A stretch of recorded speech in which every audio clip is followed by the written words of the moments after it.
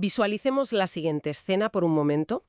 Es el año 2026. Estamos en plena caminata por las tierras altas de Escocia y de repente el suelo empieza a temblar. Ujú. Al levantar la vista aparece una bestia salvaje de casi 1 tonelada, una musculatura impresionante, unos cuernos gigantescos, un animal que, según cualquier libro de historia convencional, lleva extinto desde el siglo XVII. Y claro, cualquiera pensaría que esto es un guión descartado de una película de Hollywood tipo Parque Jurásico. Totalmente. Pero no. Es la hoja de ruta científica real, documentada y súper actual que tenemos hoy sobre la mesa. Así que, vamos a desglosar esto, porque el material que estamos revisando para este análisis a fondo es una auténtica pasada. Sí que lo es. Nuestro objetivo hoy es sumergirnos en el concepto de la desextinción, o como lo llaman algunos, la biología de la resurrección. Y tenemos fuentes súper exhaustivas con datos actualizados hasta este mismo año, 2026. Eso es, y cubren de todo, desde los métodos de laboratorio que permiten este aparente milagro, hasta la lista concreta de criaturas que ya están literalmente en proceso de volver. Y, por supuesto, el tremendo laberinto ético que conlleva todo esto. Exacto. Y creo que es crucial establecer desde ya mismo que los documentos no abordan esto como un simple truco de magia de los científicos. Ya. Esta exploración trata realmente sobre el nivel de intervención humana en la biodiversidad del planeta. O sea, no es traer animales de vuelta porque nos parezca curioso. El debate central de nuestro material es si de verdad tenemos la capacidad y sobre todo la responsabilidad de reescribir las reglas de la ecología. Claro, es un peso inmenso. Al revisar las notas veo que la ciencia ha desarrollado, digamos, toda una caja de herramientas de la resurrección y mencionan 3 vías distintas. Ajá. La primera me suena un montón, la clonación. Pero, al leerlo me vino a la cabeza una historia de hace tiempo. ¿Esto no se intentó ya hace un par de décadas aquí en España con una cabra? Sí, la historia del bucardo, la cabra montés de los Pirineos. Es un hito fundamental cuando lees literatura sobre desextinción. En el año 2003, unos científicos españoles lograron clonar a Celia, que había sido el último ejemplar vivo de bucardo. ¡Ostras! Es verdad. Celia. Tomaron el núcleo de una de sus células conservadas y lo metieron en un óvulo vacío de una cabra doméstica. Ya, pero quiero decir, ¿y funcionó? O sea, no veo rebaños de bucardos saltando por los Pirineos ahora mismo. Pues ese es exactamente el problema. La cría logró nacer viva, lo cual fue un hito histórico, una locura. Claro. Fue el primer animal verdaderamente desextinto en sobrevivir al parto. Y hasta ahora el único. Pero la victoria duró literalmente unos minutos. ¡Qué pena! Madre mía. Sí, la cría murió por un defecto pulmonar severo. Y la causa fue la degradación celular. O sea, que tener el ADN guardado no te garantiza un animal sano en absoluto. Para nada. Lo entiendo. Si el ADN antiguo es, no sé, como una cinta de casete que se ha ido estropeando y perdiendo calidad con los años, clonar algo intacto casi siempre va a fallar por esa degradación, ¿no? Totalmente. Entonces, ¿qué opciones quedan en el tintero? ¿Estamos atascados biológicamente? En absoluto. Y ahí es donde entra la segunda herramienta que mencionan los documentos, que es la que soluciona el problema de esa cinta estropeada. Me refiero a la edición genética, impulsada por CRISPR. Ah, las famosas tijeras moleculares. Eso es. Aquí la ciencia da un salto espectacular, porque con CRISPR, no necesitas una célula viva intacta, ni siquiera un ADN perfecto. Pero, ¿cómo funciona eso mecánicamente? Porque siempre oigo lo de las tijeras, pero no termino de visualizar cómo un corte de ADN trae de vuelta a una especie entera. Pues, pensémoslo así.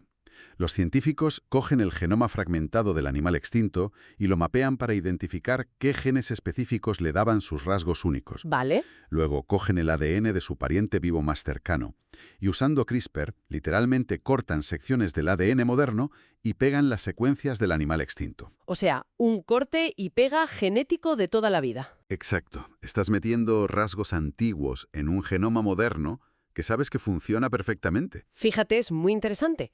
Al leer todo esto, no dejaba de pensar en una analogía. Es como restaurar un coche clásico. A ver. Imagina que tienes el chasis oxidado de un modelo de los años 60, pero le instalas un motor de un coche eléctrico de 2026. Ajá. Le pones frenos supermodernos, un navegador de última generación y te pregunto, ¿sigue siendo el coche original de los 60? Ya, claro. ¿O es una réplica moderna que solo se le parece por fuera? Porque al usar CRISPR me pregunto si de verdad estamos reviviendo a la especie o simplemente disfrazando un animal contemporáneo con un traje prehistórico. Es una buena pregunta. Para usar tu analogía del coche, lo que hace CRISPR no es simplemente cambiar el motor y dejar la carrocería igual. No. No, es más bien como entrar en los planos originales de la fábrica, encontrar exactamente la línea de código en el manual de instrucciones que hacía que los faros tuvieran una forma súper específica, borrar el código moderno y escribir ese código antiguo. Ah, vale. Estás editando el manual desde la base. Eso es. Pero tienes toda la razón en la conclusión. El resultado no es genéticamente puro. En biología a esto se le llama un proxy. Es un híbrido. Un proxy. Vale. Y luego, bueno, los documentos mencionan una tercera vía que me dejó bastante sorprendida. La cría selectiva. Sí, porque, a ver, no requiere laboratorios con láseres ni edición molecular ni nada de eso. La cría selectiva, o backbreeding, esto es simplemente cruzar animales una y otra vez hasta que se parezcan a sus abuelos. Esencialmente sí. Se basa en que los rasgos ancestrales no siempre desaparecen del todo. Ya. Muchas veces se quedan suprimidos, como inactivos en el ADN de los descendientes domésticos modernos. Entonces, si seleccionas cuidadosamente a los individuos que muestran vestigios físicos de esos rasgos... El fenotito, ¿no? Exacto, el fenotipo. Si los cruzas durante generaciones, buscas hacer aflorar otra vez la apariencia del animal original. Pero, volviendo a la analogía de antes, esto te daría un coche que se ve exactamente como el de los años 60, pero bajo el capó sigue siendo moderno. Su comportamiento y su genética interna son del presente. Sí, pero lo fascinante aquí es que, desde una perspectiva estrictamente ecológica, los documentos sugieren que esa pureza genética de la que hablábamos quizá no sea tan importante. Ah, ¿no? No, porque estos proxies no se diseñan para ser piezas estáticas en un museo. Se crean para cumplir una función concreta. Claro, el ecosistema no mira el carné de identidad genético. Eso es, el ecosistema no tiene un lector de secuencias de ADN. El ecosistema lo que siente es el impacto físico del animal. O sea, si un proxy pastorea, si dispersa semillas, si afecta el terreno exactamente igual que lo hacía la especie extinta, entonces el rompecabezas ecológico vuelve a encajar perfectamente. ¡Qué pasada! Esa perspectiva lo cambia todo. O sea, no buscamos una fotocopia, buscamos a un trabajador que haga el mismo trabajo que quedó vacante. Exactamente. Y ya que entendemos el cómo, toda la mecánica de estas tres vías, los documentos entran de lleno en el quién, el zoológico del futuro que se está gestando en los laboratorios ahora mismo. Sí, sí. Y retomemos esa bestia escocesa de la que hablábamos al principio de todo, el uro. Pues mira, el uro es el candidato ideal para explicar lo de la cría selectiva. Era el antepasado salvaje, enorme de todo el ganado vacuno europeo moderno. Sobrevivió durante milenios. Hasta que nos lo cargamos, claro. Pues sí. Lamentablemente fue cazado hasta su extinción, en 1627, por la nobleza europea. Era un trofeo. Y las fuentes mencionan proyectos alucinantes, como el Taurus Project y el Urus Project. Están combinando esos cruces tradicionales de ganado primitivo con tecnología de secuenciación moderna para ir mucho más rápido. Ajá. Y lo fuerte es que tienen un objetivo fijado en el calendario para 2026, reintroducirlos en las tierras altas de Escocia, literalmente el año en el que estamos. Es que es inminente. Es inminente, total. Y los avances en el mundo de la edición genética van aún más rápido, si cabe. En abril de 2025, el material reporta que una empresa, Colossal Biosciences, hizo una presentación que paralizó a la comunidad científica por completo. Ya lo creo. Mostraron al mundo 3 cachorros vivos modificados genéticamente a partir de lobos grises para replicar al lobo terrible. Los llamaron Romulus, Remus y Khaleesi. Qué sutileza con los nombres, por favor. Sí, muy épico todo. Pero, espera, a ver, un momento, porque al leer esta parte en las notas tuve que parar. Dice que usaron perros domésticos como madres sustitutas. Así es. Pero, ¿cómo es mecánicamente posible que un perro común, no sé, un labrador o algo parecido, geste a un lobo prehistórico, el famoso lobo terrible de Juego de Tronos, sin que su sistema inmunológico rechace el embrión? Suena a ciencia ficción total. Ya, es una reacción muy comprensible, pero tiene una explicación evolutiva que es brillante. A ver, el lobo gris, el perro doméstico y el extinto lobo terrible comparten un ancestro evolutivo súper reciente. Vale. Su maquinaria reproductiva básica es casi idéntica y además los científicos aprovechan un mecanismo que es natural. Durante el embarazo, el sistema inmunológico de los mamíferos reduce temporalmente sus defensas para no atacar al feto. Claro, porque el feto tiene la mitad de ADN extraño del padre. Exacto. Entonces, lo que hicieron fue crear embriones editados con CRISPR para tener los rasgos del lobo terrible, y los implantaron en razas de perros grandes que coinciden en tamaño uterino con la especie antigua. Básicamente, engañan al cuerpo del perro para que asuma el embarazo como si fuera suyo. O sea, hackean un proceso natural que ya existe. Es increíble. Es una pasada. Y luego pasamos a la gran megaestrella de esta lista, que es el proyecto del que creo que todo el mundo ha oído hablar, el mamut lanudo. Sí, el de George Church. Ese, liderado por George Church en Harvard. Están usando al elefante asiático como plantilla base. Pero aquí es donde se pone realmente interesante, porque las fuentes hablan de un paso intermedio que ocurrió en marzo de 2025. Los ratones. Ratones lanudos. O sea, ¿por qué ratones? ¿Y cómo supieron qué genes del mamut tenían que insertarles a unos pobres ratones? Pues para entender esto, hay que ver el problema logístico que tenían. Un elefante tiene un ciclo de gestación de casi 2 años. ¡Tela! Y tarda más de una década en alcanzar la madurez sexual. No puedes ponerte a hacer pruebas de ensayo y error genético con ellos. Es demasiado lento y carísimo. Ya, tiene sentido. Así que los científicos extrajeron ADN de restos de mamut que estaban perfectamente conservados en el permafrost siberiano. Al secuenciar ese ADN y compararlo gen a gen con el de los elefantes actuales, identificaron exactamente qué secuencias de código controlaban la densidad del pelo y la acumulación de grasa bajo la piel. ¡Ostras! Y para probar si su hipótesis funcionaba, usaron CRISPR para insertar esas secuencias del mamut en embriones de ratones de laboratorio. O sea, que hicieron como una prueba de software en un hardware mucho más pequeño y rápido. Exactamente eso. Y nacieron ratones con un pelaje denso y una resistencia anómala al frío. Demostraron que el mecanismo de edición funcionaba perfectamente antes de tocar a un solo elefante. ¡Madre mía! Es que ver ratones lanudos corriendo por un laboratorio tiene que ser una experiencia súper surrealista. Desde luego. Y la lista no acaba, y tenemos al tilacino, el icónico tigre de Tasmania que se extinguió en 1936 por una negligencia en un zoológico en Australia. Ajá. Pues los documentos de octubre de 2024 señalan que han reconstruido su genoma casi al 99,9%. Y todo a partir de un cráneo que ha estado conservado durante más de un siglo. Es fascinante. Lo que me lleva a otra duda logística o mecánica. ¿Cómo sacas ADN que se pueda leer de un hueso de 110 años que ha estado acumulando polvo en una estantería? Pues ese es el gran triunfo de la bioinformática actual. Como decíamos antes con la cinta de casete estropeada, el ADN en ese cráneo estaba destrozado, hecho polvo. No había cadenas largas de información, sino millones de fragmentos microscópicos dañados por el paso del tiempo y las bacterias. Un puzzle imposible. Pues la tecnología actual toma todos esos microfragmentos, los secuencia y usa superordenadores para buscar patrones que se superpongan. ¿Vale? Para que lo visualicemos, es como si alguien metiera un libro entero en una trituradora de papel. Uf. Y tú usarás un programa informático para reconstruir el texto buscando palabras que coinciden en los bordes de cada trocito de papel roto. Ostras. Y claro, usando el libro de un pariente vivo cercano, como un ratón marsupial en este caso, como guía general para saber por dónde vas. Madre mía, es como resolver el rompecabezas más complejo de la historia de la humanidad. Literalmente. Y con métodos parecidos, leo que en septiembre de 2025 cultivaron células germinales para el mismísimo pájaro dodo a partir de su pariente vivo, la paloma de Nicobar. Están cercando al concepto de extinción por todos los frentes posibles. Así es. Sin embargo, los documentos hacen una pausa muy interesante llegados a este punto. A ver. Mientras el mundo entero mira hacia estos laboratorios de alta seguridad esperando ver lobos prehistóricos y mamuts paseando, el mayor éxito real, tangible y 100% puro de la desextinción ha ocurrido sin edición genética, Sí.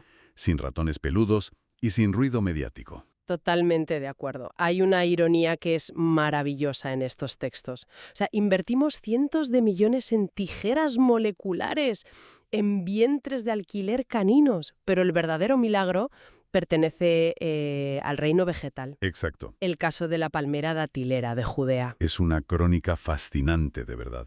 Fíjate, en la década de los 60, unos arqueólogos estaban excavando el palacio de Herodes el Grande en la fortaleza de Masada. Ajá. Y encontraron un puñado de semillas antiguas.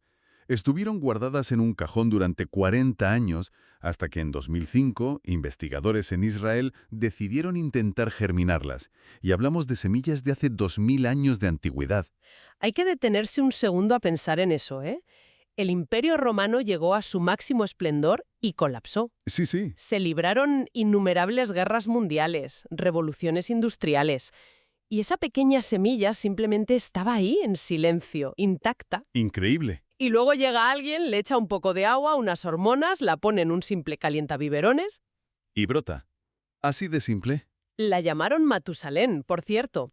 Y la historia mejora, porque luego germinaron semillas femeninas. A una la llamaron Hannah. Y en 2021 produjo dátiles reales, comestibles y súper ricos, según dicen.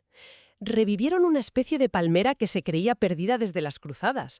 Es una locura absoluta. Es espectacular.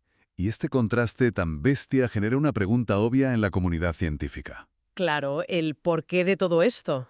Exacto. ¿Por qué invertir tanto dinero y esfuerzo tecnológico en megafauna gigantesca, en mamuts, si revivir plantas es muchísimo más factible, barato y quizás más seguro ecológicamente? Ya. La respuesta que dan los documentos es el concepto de especies bandera. ¿Y qué significa eso exactamente, de especie bandera? Pues significa que un mamut lanudo o un dodo o un tilacino actúan como gigantescos imanes de atención pública. Ah, claro, marketing. Y financiera, sobre todo. Capturan la imaginación colectiva de la gente. El argumento es que los fondos masivos que atraen estos proyectos tan espectaculares sirven para financiar el desarrollo de tecnologías genéticas revolucionarias. O sea que el dinero gotea hacia otras investigaciones. Eso es. Tecnologías que luego pueden, y de hecho ya se están utilizando ahora mismo, para salvar de la inminente extinción a especies críticas que están vivas hoy en día. Ya, como el rinoceronte blanco del norte que lo mencionan las notas. Exactamente. El mamut, en el fondo, es el reclamo espectacular para financiar la salvación del ecosistema actual. Vale, ahora entiendo la estrategia financiera. Tiene toda la lógica del mundo. Sí, Pero claro, inevitablemente, tras analizar el cómo se hace y qué se está haciendo exactamente, las fuentes nos empujan contra la pared más dura de todo este tema. el dilema ético. Claro, la pregunta que lo engloba absolutamente todo. ¿Solo porque tenemos la tecnología para hacerlo? ¿Deberíamos hacerlo realmente? Las implicaciones éticas y ecológicas son, bueno, abrumadoras, la verdad. Sin duda. Y las fuentes reportan un debate que está intensamente polarizado. No hay respuestas fáciles aquí. Ya me imagino. Empezando por el argumento moral más fuerte a favor de la desextinción, que es la responsabilidad histórica. Claro, reparar el daño. Eso es. La ciencia señala que actualmente estamos atravesando la sexta extinción masiva de la historia del planeta Tierra. ¡Qué desastre! Y a diferencia de las 5 anteriores, que fueron por meteoritos o actividad volcánica extrema, esta es obra nuestra, es culpa nuestra. La destrucción de hábitats, la contaminación, el calentamiento global. Ya, somos el meteorito esta vez. Exactamente. Por lo tanto, el sector favorable argumenta que tenemos la obligación moral profunda de utilizar esta tecnología puntera para limpiar el desastre ecológico que hemos causado. No lo ven como jugar a ser Dios, lo ven como reparar un daño enorme. Como una especie de penitencia biológica, ¿no? Podría decirse así, sí. Y luego están los enormes beneficios ecológicos hipotéticos que prometen. Por ejemplo, el documento cita nuevamente al biólogo George Church defendiendo a capa y espada que los mamuts podrían combatir el cambio climático. Pero, a ver, ¿cómo exactamente una manada de elefantes peludos enfría la Tierra? ¿Cuál es la mecánica detrás de eso? La mecánica es súper fascinante y se basa en el papel que tenía el mamut como ingeniero de ecosistemas. Vale. A ver, en la tundra siberiana actual, durante el invierno, la gruesa capa de nieve actúa como una manta aislante. Ajá. Mantiene el permafrost subterráneo, que está lleno de carbono, relativamente cálido.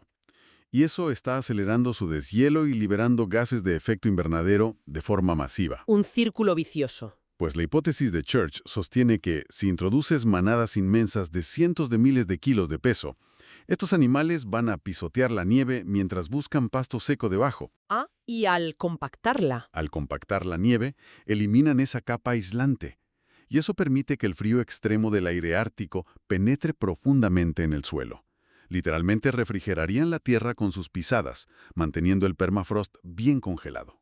Ostras, ese es un concepto alucinante. O sea, animales gigantes actuando como el sistema de refrigeración natural del planeta. Es una idea muy audaz. Pero, por supuesto, leyendo los documentos también se exponen los argumentos en contra, que son increíblemente pragmáticos y lógicos. Desde luego. Traer de vuelta una especie Y sobre todo mantener una población que sea viable en la naturaleza cuesta decenas de millones. Muchísimo dinero, sí. Y los críticos sostienen que esto es un despilfarro absoluto de recursos que son finitos en un mundo donde miles de especies que están vivas hoy se van a extinguir esta misma década por falta de fondos de conservación. Claro, es un dilema de asignación de recursos brutal, sin ninguna duda.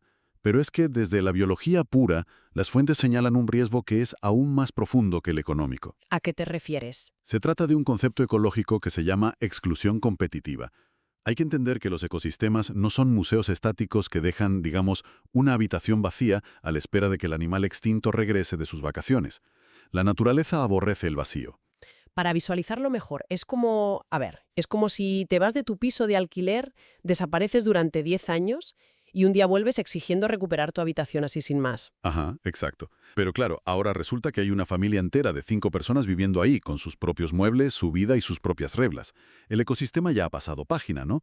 Esa es una metáfora perfecta. El hábitat y los recursos que antes utilizaba el animal extinto, ahora mismo están siendo utilizados por otras especies. Especies que han evolucionado y se han adaptado a ese nuevo equilibrio en su ausencia.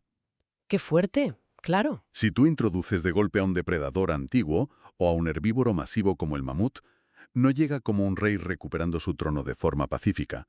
Llega como un factor desestabilizador tremendo. Un terremoto ecológico. Paradójicamente, la especie resucitada para sanar el planeta podría convertirse en una especie invasora devastadora dentro de su propio y antiguo hogar. Podría llevar a especies actuales a la extinción. Es un efecto dominó aterrador, si lo piensas bien. Sí que lo es. Y si todo esto ya genera cierto vértigo con lobos y con pájaros gigantes, hay una sección final en este debate ético que verdaderamente te deja helada. La línea roja absoluta. Sí. ¿Qué ocurre si aplicamos esta misma tecnología, estas tijeras de CRISPR y los vientres sustitutos, a especies con altas capacidades cognitivas? Específicamente, el debate sobre revivir a los neandertales. Uf. Ahí nos asomamos al abismo ético absoluto, en los documentos. Tela. Los neandertales eran homínidos con cerebros incluso más grandes que los nuestros.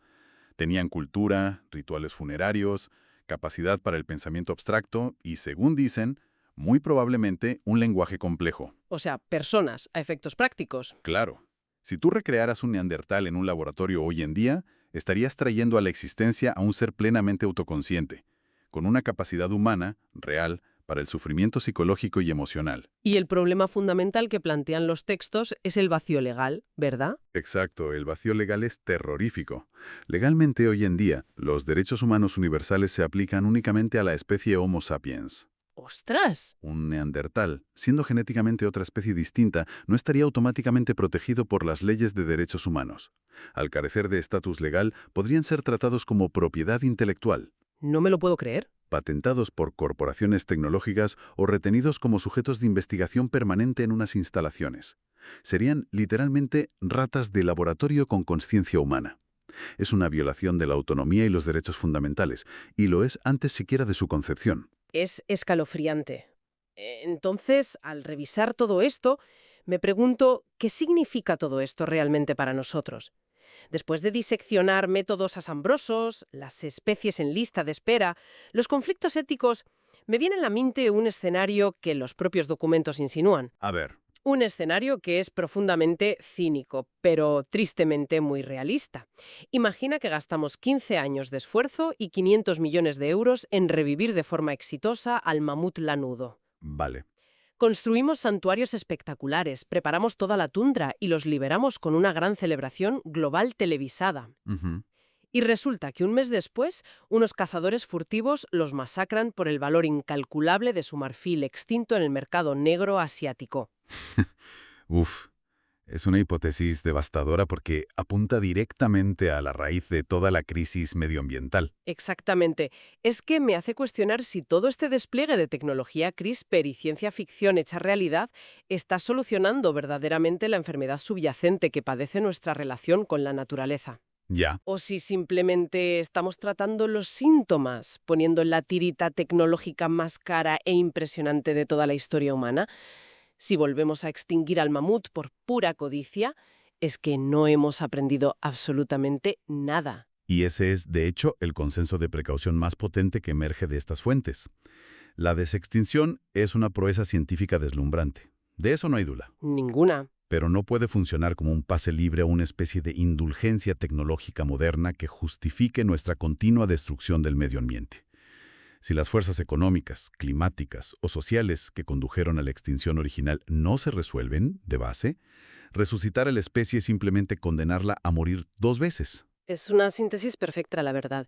Para recapitular este extenso análisis a fondo que hemos hecho hoy, hemos visto cómo la clonación clásica tropezó con la degradación del ADN, el caso del bucardo español. Sí, Como CRISPR y la cría selectiva abrieron la puerta a crear estos proxies ecológicos, eso es. como lobos y ratones peludos ya están naciendo modificados en los laboratorios de medio mundo, y como una semilla de la época romana germinó de forma milagrosa, sin láseres ni nada. Exacto. Todo ello envuelto, claro, en un debate gigantesco sobre el límite de nuestra injerencia en la naturaleza y los derechos de estas nuevas especies que estamos creando. Pero antes de cerrar, hay un último concepto escondido en el material de origen que me parece vital introducir aquí. Cuéntame. Porque da un giro por completo a esta narrativa de que los humanos somos los únicos controlando la vida y la muerte. Es un fenómeno documentado, real, llamado evolución iterativa. Evolución iterativa. ¿Y eso en qué consiste exactamente? Pues las fuentes exponen el caso del rascón de Aldabra. Ajá. Es una ave endémica, incapaz de volar, que vivía muy tranquilamente en un atolón de coral aislado en el Océano Índico. Bueno, pues resulta que hace unos 136.000 años, un evento geológico masivo causó que el nivel del mar subiera repentinamente, hundiendo la isla entera. Madre mía. Y al no poder volar para escapar, imagino que la especie completa del rascón pereció bajo las aguas. Extinción total y absoluta. Fin de la línea evolutiva. El interruptor binario del que hablábamos al principio. Adiós rascón para siempre. Sin embargo, aquí viene lo verdaderamente extraordinario del asunto. Decenas de miles de años después, el nivel del mar volvió a descender y la isla resurgió del océano, evidentemente vacía, sin fauna terrestre. Vale. Y mucho tiempo después, otra especie distinta de rascón, esta vez una que sí tenía capacidad de volar, llegó volando de África continental y colonizó la isla recién emergida. Vale, o sea, un nuevo inquilino ocupando el hábitat vacío. Pero al no haber grandes depredadores en esta isla tan remota, los descendientes de estas aves empezaron a cambiar.